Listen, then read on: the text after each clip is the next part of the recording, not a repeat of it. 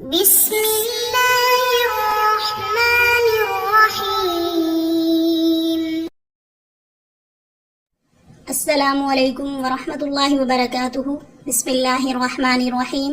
عزیز طلبہ کرام، امید ہے کہ آپ سب ایمان، صحت، عافیت اور برکت کے ساتھ ہوں گے۔ ہمارے یہ اسباق دروس البلاغہ سے متعلق ہیں۔ ان اسباق کا مقصد دروس البلاغہ سے شوق رکھنے والوں کے لیے ایسے اسباق مہیا کرنا ہے جس سے ان کے اندر بلاغت میں مہارت حاصل ہو جائے اور وہ قرآن کو بہترین انداز میں سمجھ سکیں۔ تو گزشتہ اسباق میں آپ نے مصنف کے حالات اور کتاب کی ضرورت اور اہمیت کے متعلق پڑھا تھا۔ آج ہم انشاءاللہ مفید مقدمہ پڑھیں گے۔ مقدمہ کس کو کہتے ہیں؟ تو مقدمہ دراصل وہ مضمون ہوتا ہے جو کسی کتاب کو شروع کرنے سے پہلے لکھا جاتا ہے تاکہ کتاب پڑھنے والے کے لیے کتاب کو پڑھنا اور سمجھنا آسان ہو جائے، اور اس مقدمہ کے اندر اس فن کی اور اس کتاب کی اور صاحب کتاب اور ماہرین فن کا کچھ نہ کچھ تعارف کروایا جاتا ہے، جس کا مقصد یہ ہوتا ہے کہ پڑھنے والے کی مناسبت اس کتاب سے ہو جائے اور پڑھنے والے کو اس کتاب سے متعلق معلومات حاصل ہو جائیں تاکہ آگے جو اس نے پڑھنا ہے اس کے لیے وہ ذہنی طور پر تیار ہو جائے اور اس کے لیے سمجھنا بھی آسان ہو جائے۔ تو یہاں پر چونکہ ہم بلاغت پڑھ رہے ہیں تو یہ علوم بلاغت کس کتاب کے اندر بیان ہوں گے؟ شروع میں مصنف مقدمہ لے کر آئے، مقدمۃ فی الفصاحۃ والبلاغہ۔ مقدمہ کتاب کے شروع میں چند ضروری باتیں ہیں جن سے آگے کتاب میں فائدہ حاصل ہوگا، وہ چند باتیں اکٹھی کی جاتی ہیں کتاب کے شروع میں۔ تو مقدمۃ فی الفصاحۃ والبلاغہ ای ہذہ مقدمۃ، تو یہ خبر ہے مبتدا محذوف کی، اور ہذہ مقدمۃ یہ مقدمہ ہے فصاحت اور بلاغت میں، یعنی فصاحت اور بلاغت کے بیان میں۔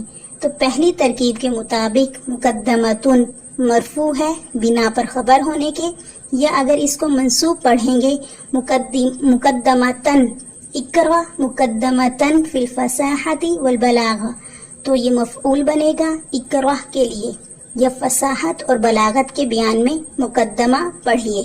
یاد رکھیے اس کتاب کے اندر ایک مقدمہ ہوگا جو آپ کے سامنے ہے، اس کے بعد 3 علوم آئیں گے۔ سب سے پہلے یہ مقدمہ ہے، پھر فن اول آئے گا، فن ثانی، پھر فن ثالث آئے گا، آخر میں خاتمے کا عنوان بھی ہے۔ لیکن یہ بات یاد رکھنا ہے کہ خاتمہ کوئی الگ نہیں ہے بلکہ وہ فن ثالث کا حصہ ہے۔ تو گویا کتاب کے اندر کل 4 چیزیں ہیں: مقدمہ، فن اول، علم المعانی، فن ثانی ہوگا یعنی علم البیان، اور فن ثالث کیا ہوگا؟ علم البدیع۔ تو مصنفین حضرات نے اس کتاب کو مرتب کیا ایک مقدمہ اور 3 علوم پر۔ اس کی وجہ کیا ہے؟ اس کی وجہ سمجھیے۔ مصنفین حضرات نے اس کتاب کو ایک مقدمہ اور 3 فنون پر مرتب کیا۔ وجہ اس کی یہ تھی کہ کتاب میں جو کچھ ذکر ہوگا وہ یا تو اس فن میں مقاصد کے قبیل سے ہوگا یا مقاصد کے قبیل سے نہیں ہوگا۔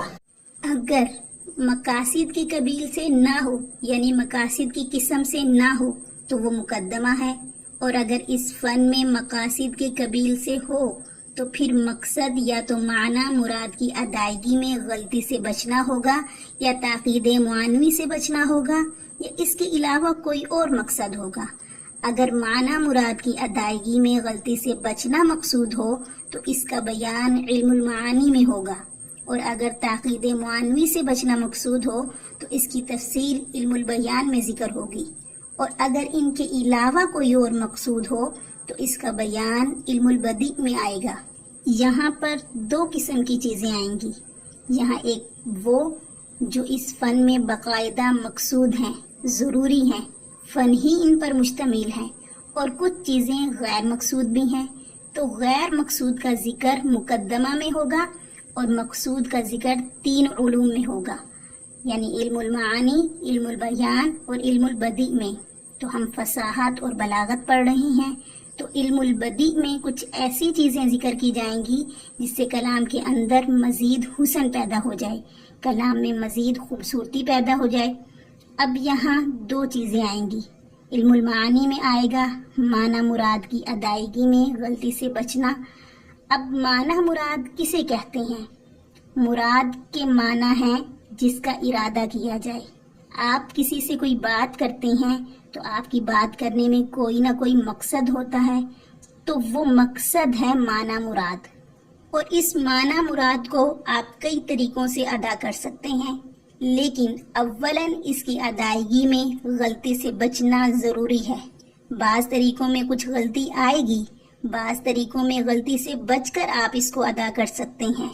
تو علم المعانی آپ کو بتائے گا، سکھائے گا کہ کس طرح معنی مراد کی ادائیگی میں غلطی سے آپ نے بچنا ہے۔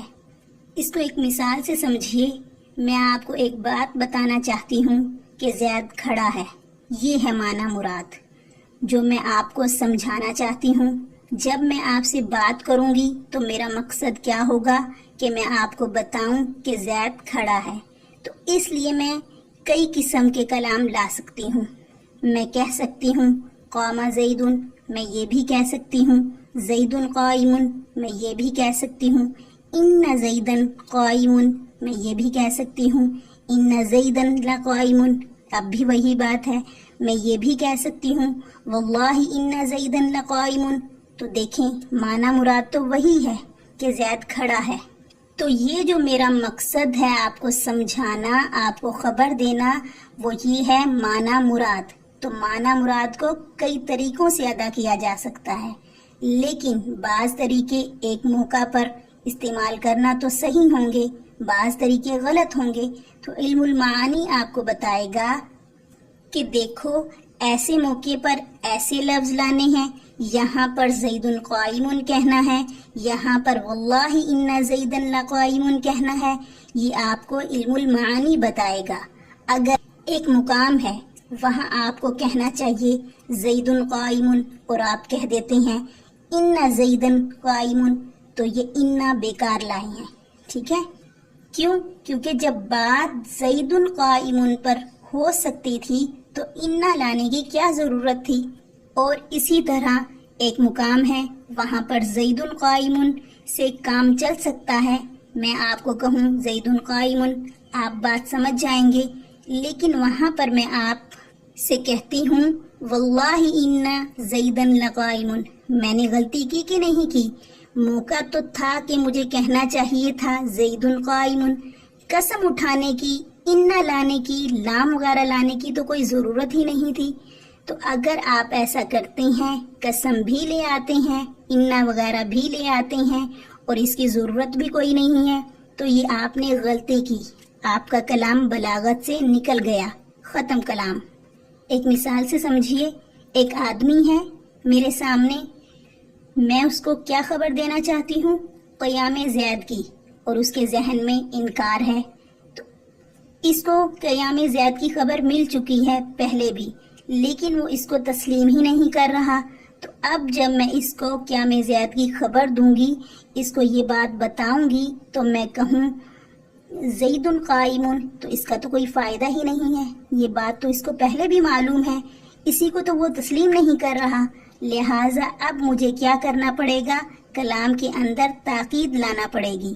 اب میں اس کو کہوں گی ان زیدن قائم، یقیناً زید کھڑا ہے، یا اس کا انکار زیادہ ہے تو میں تاکید زیادہ لے آؤں گی، ان زیدن لقائم۔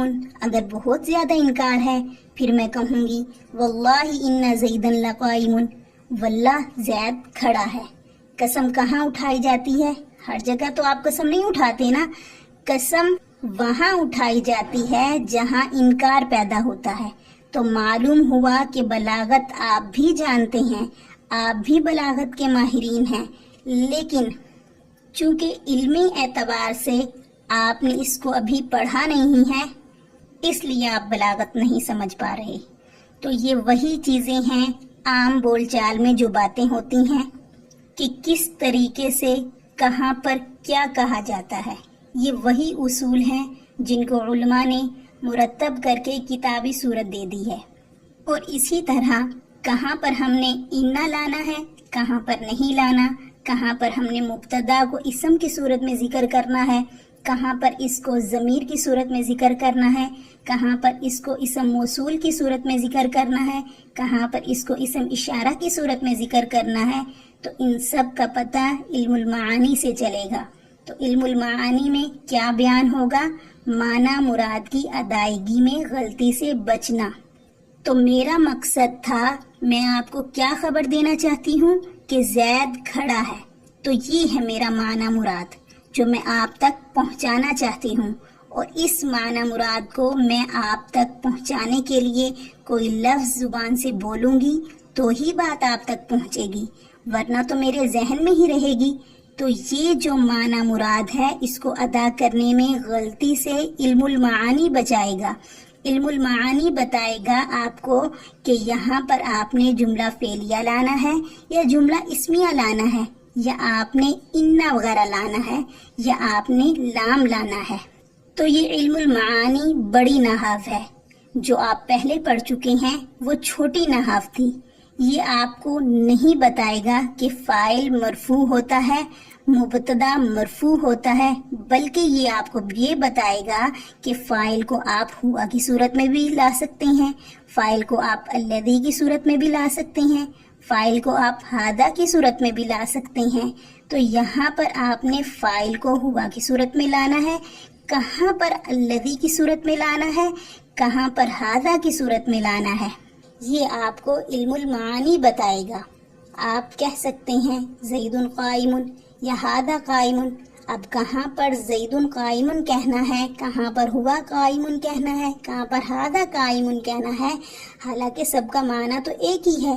آپ کہیں گے زید قائم، سب کو معلوم ہے کہ زید کھڑا ہے، آپ نے نام نہیں لیا، صرف اشارہ کر کے کہہ دیا، تب بھی سب کو بات سمجھ آ گئی۔ لیکن ان کا استعمال کہاں کہاں کرنا ہے تو یہ علم المعانی سے پتہ چلے گا۔ تو یہ جو بڑی نحو ہے یہ آپ کو رفع، نصب، جر وغیرہ کے بارے میں نہیں بتائے گا، بلکہ یہ بتائے گا کہ کہاں آپ نے اسم اشارہ استعمال کرنا ہے، کہاں ضمیر استعمال کرنی ہے، کہاں علم وغیرہ استعمال کرنا ہے۔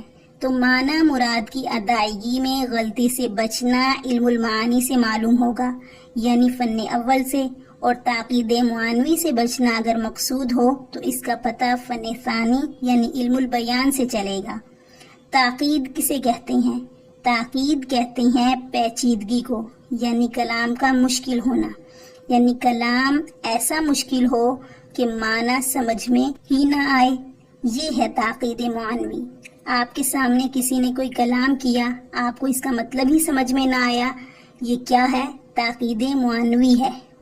اس کو ایک مثال سے سمجھیے، جیسے کہ ایک نواب صاحب تھے، بڑے اونچے درجے کی اردو بولا کرتے تھے، خاص طور پر ہندوستان کے لوگوں کی اردو تو بڑی فصیح و بلیغ ہوتی ہے، ہمیں عام سی بات کرنے کے لیے الفاظ تلاش کرنے پڑتے ہیں، اور وہ ایسی مشکل عبارتوں کے اندر چھوٹی سی چھوٹی بات اتنی دل نشین انداز میں کرتے ہیں کہ سیدھی دل میں اتر جاتی ہے، یعنی دل پر اثر کرتی ہے۔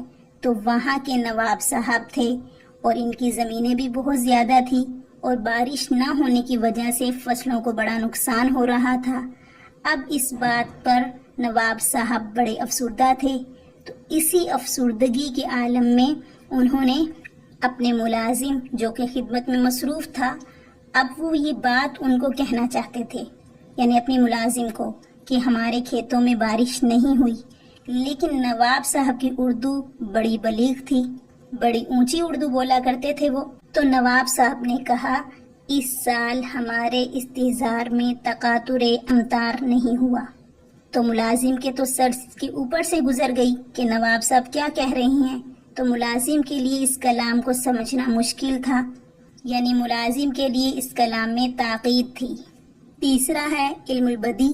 علم البدی کے اندر یہ بیان ہوتا ہے کہ کلام کے اندر مزید حسن کیسے پیدا کیا جائے، کلام میں انسان معنی مراد کی ادائیگی میں غلطی سے بچ جائے، کلام میں تاقید بھی نہ ہو، اب اور حسن پیدا کرنا ہے کلام کے اندر، تو وہ کس طرح پیدا کریں گے، وہ علم البدی کے اندر بتایا جاتا ہے۔ جیسے دو مقابل اور ضد کو کلام میں اکٹھا کر دیا جائے تو کلام میں حسن پیدا ہو جاتا ہے۔ دن کے ساتھ رات کا ذکر کر دیں، سردی کے ساتھ گرمی کا ذکر کر دیں، صبح کے ساتھ شام کا ذکر کر دیں، امیری کے ساتھ غریبی کا ذکر کر دیں تو اس سے کلام میں حسن پیدا ہو جاتا ہے۔ جزاکم اللہ خیرہ۔